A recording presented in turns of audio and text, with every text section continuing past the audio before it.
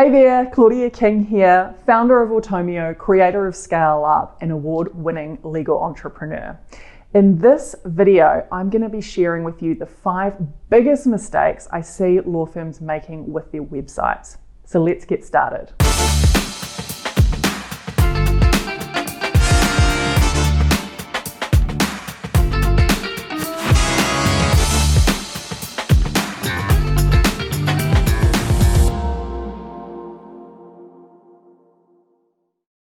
So peeps, I have got to be honest with you.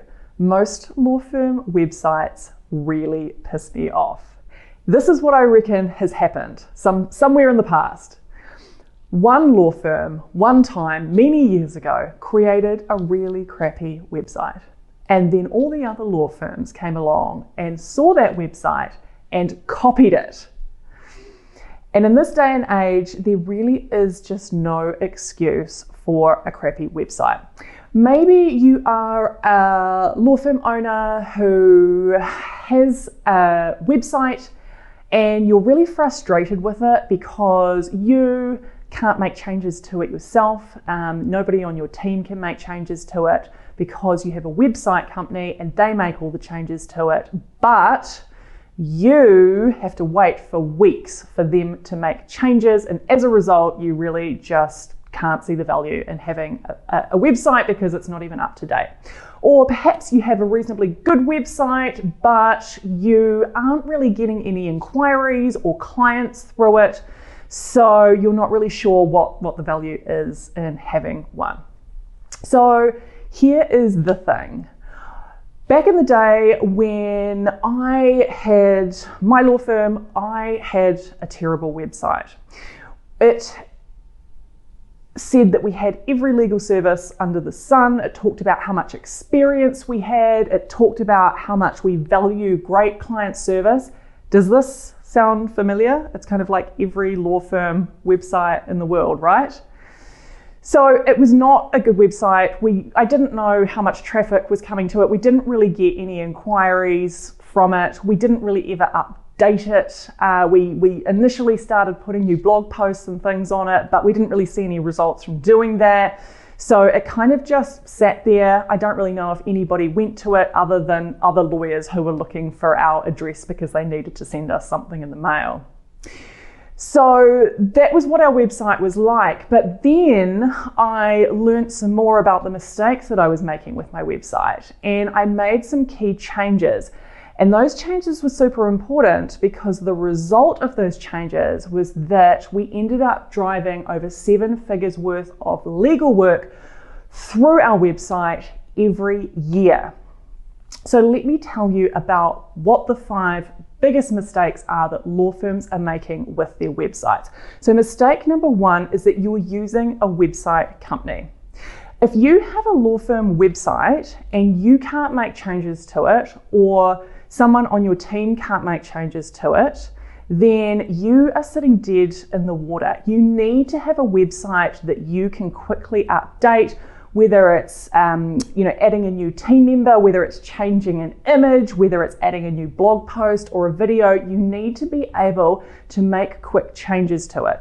If you're relying on a website company who takes weeks and weeks, then that is holding you back. So if that is your situation where you are relying on a website company to make small changes to your website, then you need to rectify that situation. You can definitely use a website company to create websites for you and to make bigger structural changes, but when it comes to those day-to-day smaller marketing type changes, you need to be able to have control over that. And if your website company is not letting you, then you need to change.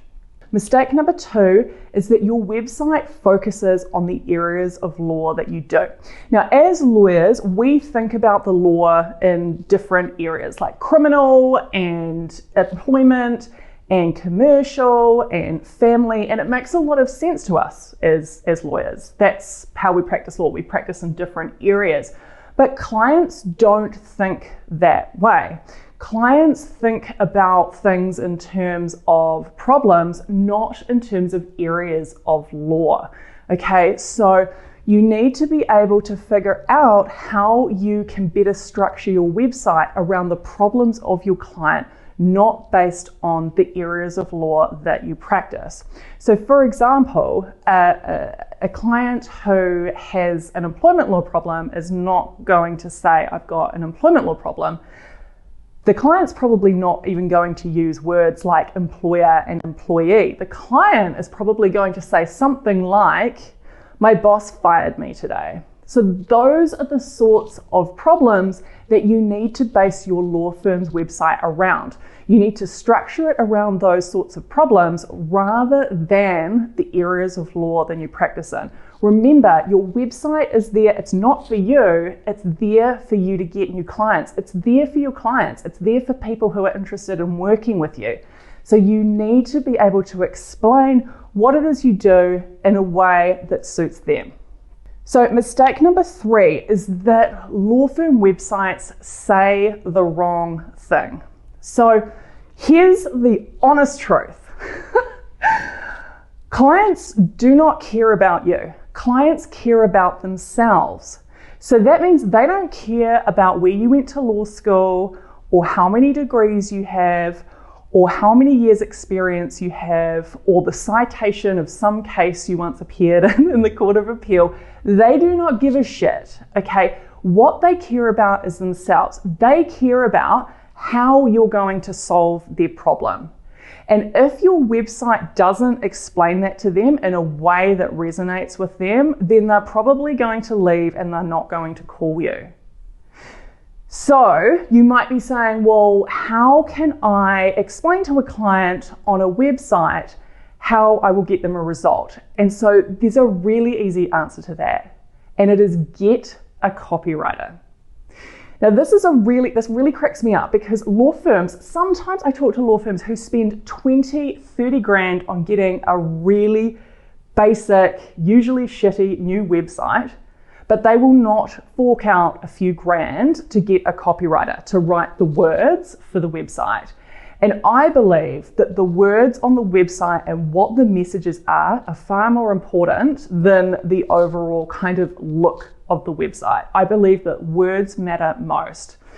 So when lawyers or law firm owners are not paying for a copywriter to get the messaging right, they're saying that they think that the look and feel of the website is more important than what it says, and that is a big mistake.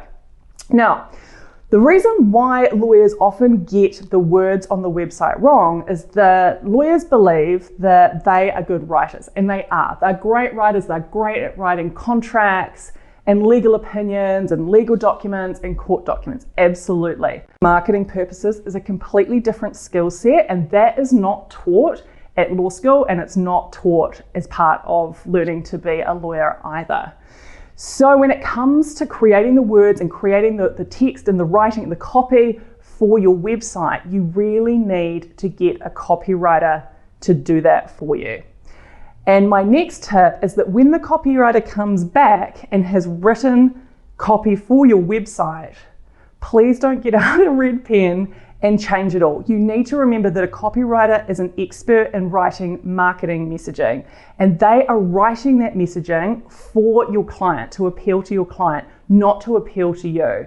So even though what they're saying might not be how you write it, they are writing it to appeal to your clients, and that is the whole purpose of your website. So please remember, words matter, invest in a copywriter.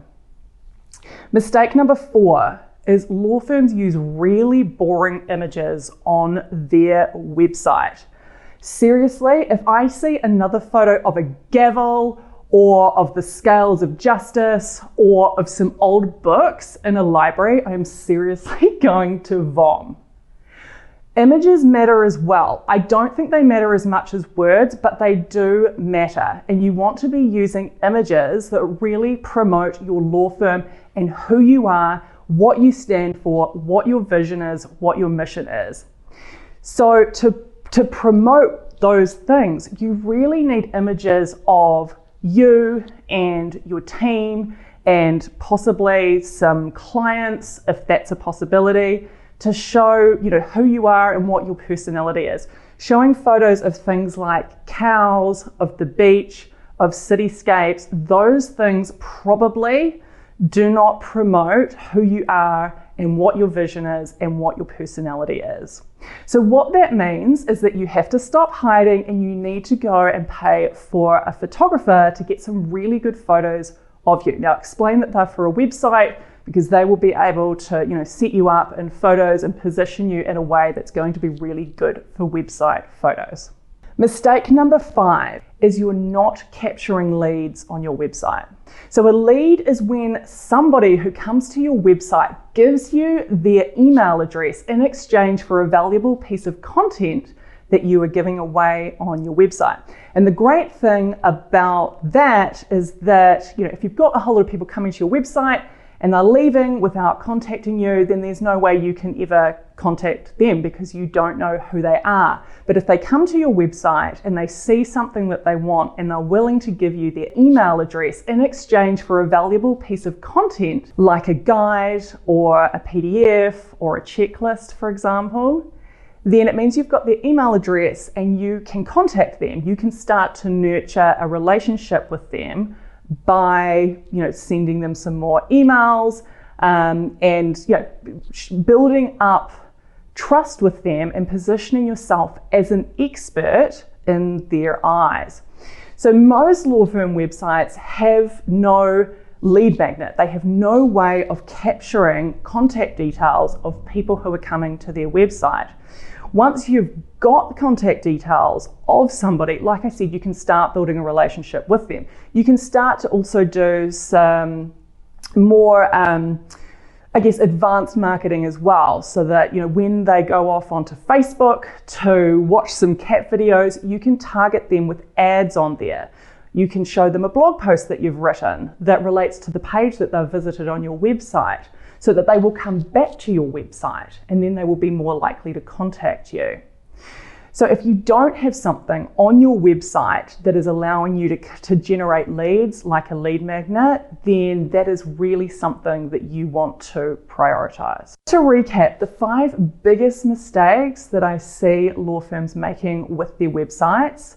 Number 1 is using a website company. Number 2 is focusing on areas of law for the structure of your website instead of focusing on the problems of your ideal clients. Number 3 is saying the wrong thing.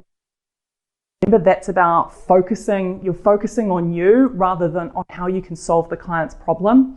Number 4 is you use boring images. And number 5 is you're not capturing leads on your website. If there's anything these past months have shown us, it's that the time to make lasting, impactful change in the legal industry is right now. So I want to challenge you to shake things up and create change today. If you enjoyed this video, please subscribe to our YouTube channel and share this video with your lawyer friends. See you next week.